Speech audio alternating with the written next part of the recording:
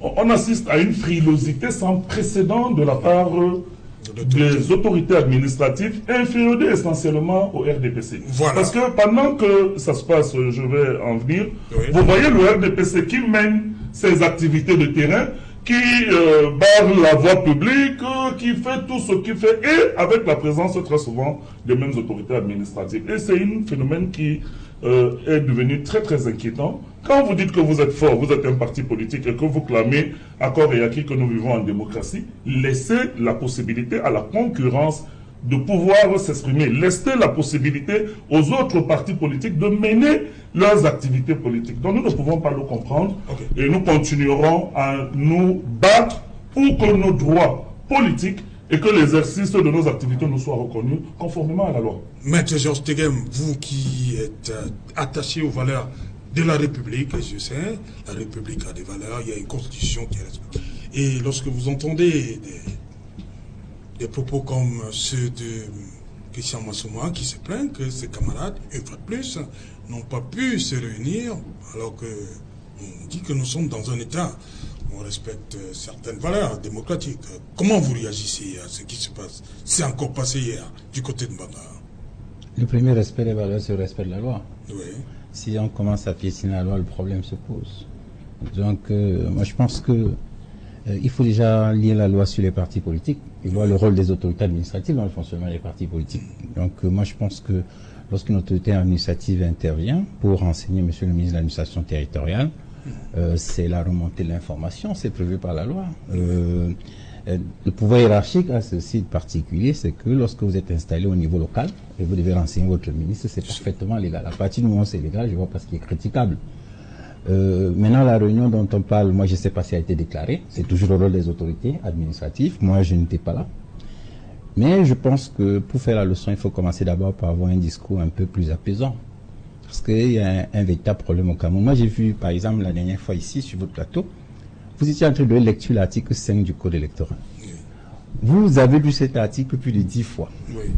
Vous dites bien que l'article dit qu'on ne peut pas donner les instructions à Elecam. Oui, mais les gens sont devant vous, ne font que dire qu'il faut que Elecam publie la liste électorale. Et vous leur dites ça 20 fois. Vous avez lu l'article plus de 4 fois. Oui. Vous étiez toujours en train de donner les instructions. Et vous dites que Elecam n'a pas écouté les instructions.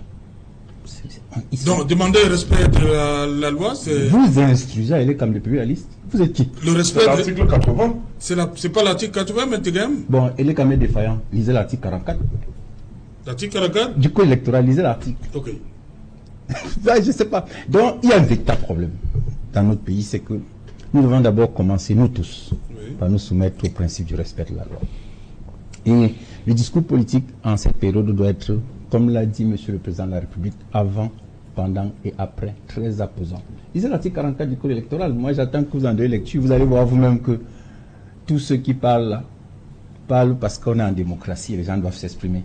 Mais moi, quelquefois, je n'ai aucune prétention. Je pense que nous devons, nous tous, faire un effort de respecter les règles, respecter les valeurs, respecter la République, respecter nos autorités. Parce que vous ne pouvez pas venir tous les jours sur les plateaux et dire le sous-préfet a fait ceci, le gouverneur a fait ça. Dans la correspondance du gouverneur que vous avez évoqué tout à l'heure, il n'a pas évoqué que le RDPC, il évoqué également l'UNDP. Ça veut dire qu'il remonte l'information. Et lorsque vous voulez la loi 90/056, les partis politiques sont peut-être autorisés à mener les activités, mais il y a des choses qui sont proscrites. Lisez la loi, vous allez voir, il est interdit aux partis, par exemple, d'encourager les belligérances entre les composants de la nation. Il est interdit d'aller contre l'unité nationale, la cohésion sociale. Il y a un certain nombre de choses. C'est écrit 90/056. Et vous lisez bien, vous voyez que le ministre de l'administration territoriale peut même mettre fin aux activités d'un parti politique. Vous croyez que qui le renseigne? Lorsque vous voyez un préfet, vous voyez un gouverneur, vous voyez un sous-préfet, mais leur travail, c'est remonter l'information à la hiérarchie. À partir du moment où ils remontent l'information à la hiérarchie, c'est tout à fait légal. À partir du moment où c'est légal, ben écoutez, on observe et on dit ce qui est légal. Je passe au contre un avocat, il plaide la légalité tous les jours, il se plaint quand c'est pas légal. Mais quand c'est légal, c'est la loi et l'application de la loi n'est pas fautive. C'est pas Teghem qui le dit, c'est ce que tout le monde sait. Qu'il lise l'article 44 du code électoral, vous allez voir en cas de défense de l'ECAM. Qui peut? Vous allez voir que vous n'avez aucune autorité. En attendant qu'il y ait les élections en octobre, si vous gagnez, vous aurez l'autorité prévue par l'article 44. Donc nous n'avons pas le droit de demander à ce que la loi soit appliquée. En tant que citoyen, laissons des histoires de ces... Article 44, on va donc lire. En cas de défaillance ou de dysfonctionnement, article 44, alinéa 1, en cas de défaillance ou de dysfonctionnement d'élections du Cameroun, Le président de la République prend les mesures qu'il juge nécessaires pour y remédier. Je continue à l'alinéa 2. Vous continuer, vous allez voir qui prend les mesures. Vous avez d'ailleurs qui prend les mesures. Mais c'est pas de ça qu'il s'agit ici, Maître Tegem. Attendez, je lis donc. Allez-y. Je lis alinéa 2. Le président de la République peut, en vertu des articles 5 et 8 de la Constitution, vous les avez en tête? 5 et 8 de la Constitution, mettre fin, selon les cas, aux fonctions du président, du vice-président et des membres du conseil électoral, ainsi que du directeur général et du directeur général adjoint des élections. Maître Kegem, justement, comme disent, la faute au président, c'est ça? En cas de défense, c'est lui. Donc, est-ce que c'est une différence? Il faut qu'on s'accorde d'abord sur le. En cas de défense, c'est lui qui prend. Est-ce que c'est une différence? C'est ça la question. Nous sommes au mois d'avril, Maître Kegem. Oui. Et vous dites qu'il y a une différence. Passé le 30 décembre, ça va bientôt faire 5 mois, 4 mois, oui, 4 mois. Est-ce qu'il y a une différence? C'est lui qui a le pouvoir discrétionnaire pour apprécier. Vous appréciez que c'est une différence? C'est lui qui apprécie. Est-ce que la liste est publiée ou pas? Si elle n'est pas publiée, il y a celui qui dit. C'est le président la défense. C'est écrit noir sur blanc. C'est le président qui doit nous dire que Elekam n'a pas publié. C'est écrit noir sur blanc. C'est le président de la République qui doit nous dire qui constate la défaillance, c'est pas vous. En attendant que vous soyez président, c'est lui. C'est écrit noir sur blanc. Vous pouvez venir le temps réaliser. C'est son pouvoir discrétionnaire. Vous savez, Serge Autou. Donc, c'est pas une défense. Qui ça? Jusque-là. Non. La liste n'est pas publiée, c'est pas une défense. Vous avez le droit, parce que c'est le droit d'opinion. Oui. C'est le droit de mettre des opinions, de vous exprimer. Mais à partir du moment où la loi a dit qui a autorité pour constater et dire le droit, c'est lui qui doit dire le droit. Le reste, c'est l'opinion. Et quand c'est l'opinion, vous n'insultez pas les camps, vous respectez quand même les camps. Qui a insulté? C'est ça. Mais vous passez le temps sur les plateaux tous les jours. Nous dénonçons des faits qui sont... Vous demandez à l'État de publier. Nous avons le droit de les dénoncer. Vous ne pouvez pas dire que la loi prévoit quelque chose de manière expresse dans son article 80. Cette chose n'est pas faite alors qu'elle devrait être faite, surtout en une année aussi importante. Vous qui prenez l'apaisement, comment vous pouvez imaginer que l'année de l'élection présidentielle, Elekam choisisse de ne pas publier la liste électorale nationale? Et vous venez nous dire ici que c'est le président de la République qui doit constater que Elekam ne l'a pas fait. Donc, cette loi électorale et le fait que Elekam ne publie pas, c'est adressé au président de la République, pas à l'ensemble de la nation camerounaise. Et tant que le président n'aura pas constaté, nous devons nous taire et dire que Elekam doit continuer. Vous savez que l'ensemble de la nation camerounaise, c'est la loi, expression de la volonté générale. La loi vous dit qui constate la défense et qui peut faire. C'est la loi. Nous avons une très mauvaise compréhension de la loi. Maintenant, une minute, Christian Massouma. Maître Ndefak, sur l'article 44. Ces gens-là, je connais l'intelligence de mon distingué. Le RDP ne l'a pas choisi pour rien. Vous voyez que rarement on l'invite ici. Le sujet est tellement coriace qu'on l'a choisi pour venir tourmenter ceux qui ne comprennent pas. On ne sort pas Tegem par amusement. On le sort parce qu'on sait que c'est une perle rare. Il manipule facilement et il distrait. Le premier constat que vous devez constater, c'est que si vous n'êtes pas fin, vous n'allez pas comprendre le vide de ce qu'il développe. Notez, il dit défaillance d'Elekam. Il évite de dire que le conseil électoral existe. Il évite de dire que la cour d'appel existe. Il évite de dire que le conseil constitutionnel existe.